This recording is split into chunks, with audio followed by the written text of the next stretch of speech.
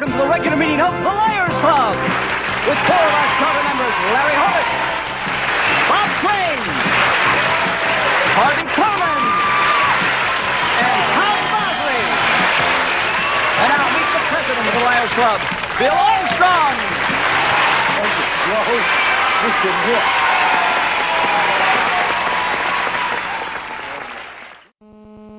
Issues with Bush's chief strategist, Karl Rove. Karl, first, your reaction. Vice President Gore says you have some splaining to do about some ads that ran in New York State by that were financed by the Wiley brothers. Your response? Well, we had nothing to do with the ads. If we have some explaining to do about the Wileys running those ads, then the Vice President has some explaining to do about the ads that have been running against Governor Bush, sponsored by NARAL and Sierra Club, both of which have endorsed Vice President Gore's candidacy. This week we have seen a number of stories about the Vice President's possible involvement in campaign finance problems in 1996. He says he's made mistakes. Is that the end of it?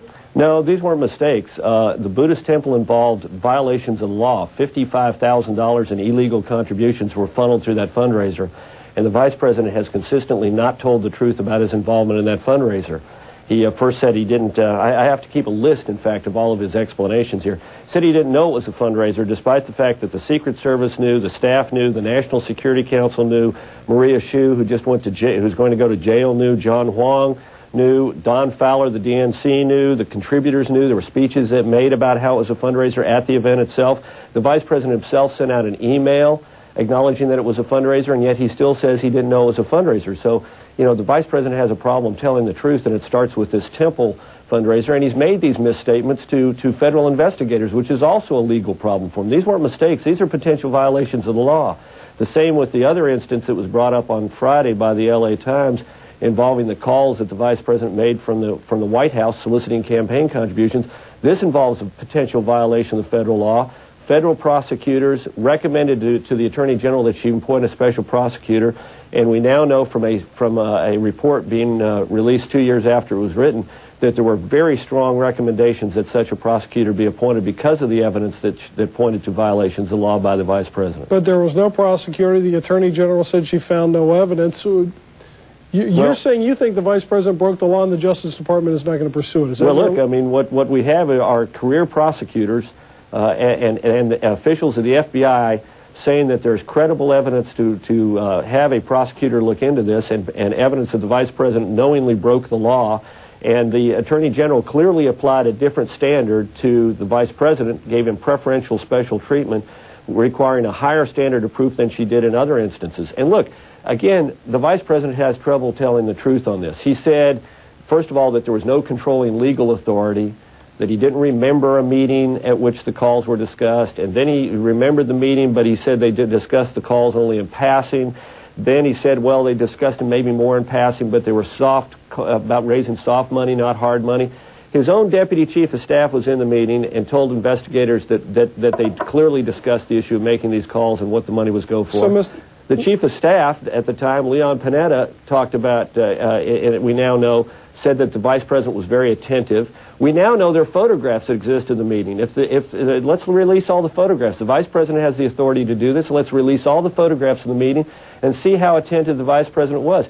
Remember, his defense is he can't remember the tone of the meeting. He can't remember whether they discussed hard or soft money. He can't remember whether he offered to make more phone calls, but he does remember that he drank a lot of iced tea at the meeting. Now, I think that most of us tend to remember the substance of the meeting more than whether or not we drank a lot of iced tea. Mr. Rove, do you have any confidence the Republicans on Capitol Hill are going to be able or even willing to try to get to the bottom of this? Well, I think the American public wants some answers. The Vice President has a problem telling the truth.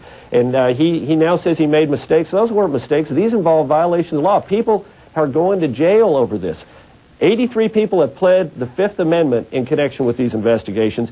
19 have fled the country, and 23 have refused to cooperate with either congressional or government investigators on this. This is more than just a little teensy-weensy mistake. These are very substantive questions about the ethical conduct of the Vice President and his ability to tell the truth. Mr. Rove, you have now said 4 times the Vice President has difficulty telling the truth. In other words, you're calling him a liar. Look, this is the guy who claimed to have invented the Internet. He said he was the source, the subject of the novel love story, that He was the man who investigated the Love Canal. That he was the guy who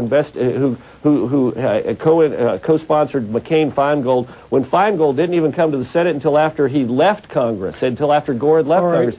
This man has a consistent problem telling the truth. The political question, Mr. Rove, is this going to be a chief element of Governor Bush's approach? Is he going to go out and start attacking Al Gore in this way? I think it's a chief problem of Vice President Gore. Vice President Gore will consistently have a problem of telling the truth. Let me give you one more example from today's newspaper.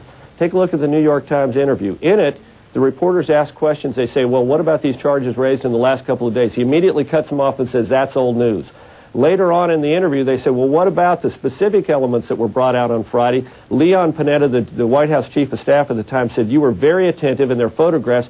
He says, well, I don't know about the particulars of that story. Now, which is it? In one story, at the beginning of the interview, he says, I know all about it. That's old news. And then later on, uses the defense, well, I haven't read it. I don't know what the particulars are. He can't help himself. This is just something inside of him. He cannot help himself when it comes to the truth. Sometimes Vice President Al Gore has a big problem telling the truth.